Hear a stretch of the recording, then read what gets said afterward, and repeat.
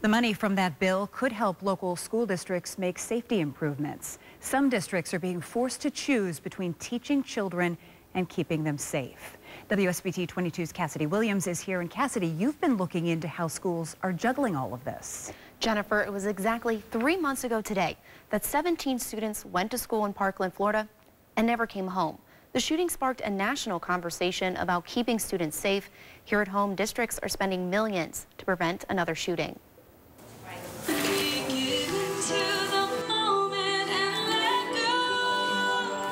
Balance. It's something Mishawaka High School senior Hannah Scott works at every day, both balancing on point shoes and balancing a busy schedule. I've been involved in the National Honor Society, the National Art Honor Society. I was a member on the swim and dive team, and I've been a part of Flynn's Dance Studio since like 4th grade. Also on her plate is worrying about being safe at school. There's been a lot of fights recently just at school, and like just having to be at school, sometimes it's not always the safest place, like feeling-wise. Did you hear that there was a huge fight back there? It's Bruce Valtinsky's job to make Hannah feel safe. He's the high school's resource officer. He monitors the hallways and helps administrators go through security footage. She's getting pretty excited about something. And ever since the Parkland shooting, Valtinsky says he's also investigating more school threats. Most not real, but all taken seriously. A lot of the kids, they just don't know how to deal with it.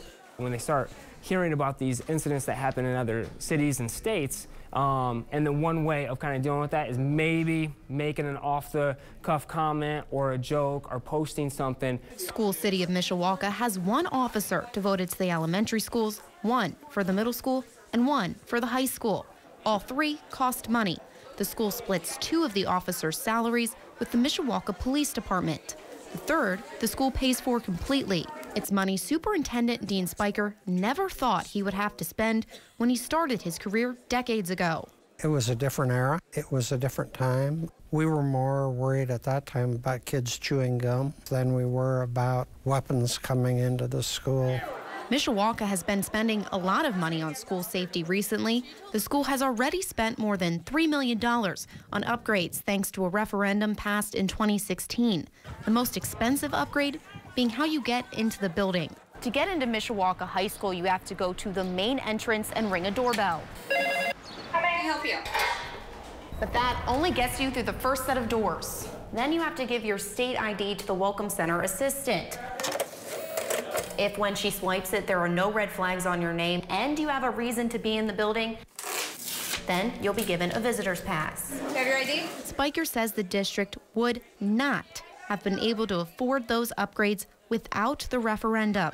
Finding ways to pay for school safety is not just a Mishawaka issue. Make sure you guys have your IDs on, okay? The budgets are really strapped. It's really hard to keep up with our budgets. At a school forum in Berrien County, administrators shared the same concern. Our budgets are really tight, and again, we want to get our money into the classroom, but we understand the importance of safety as well. And they're right on the doorstep of Hawaii. Without referendums or grants, school safety measures have to be paid for with the same fund used in the classroom, meaning learning is often now competing with safety for limited dollars. It has caused school systems to change their priorities. And so any time that we're spending money on school resource officers or on hall monitors, that's money that we can't spend on direct instruction that impacts student learning. Balancing a budget is one thing Hannah Scott doesn't often think about. She just wishes for a school day without fear. I don't like seeing that change, like how it's evolved into something negative, because going to school, you want to have that fun time, while still learning, but you still want to be able to balance, having fun with friends and feeling safe in the hallway, but also just having like a regular social experience.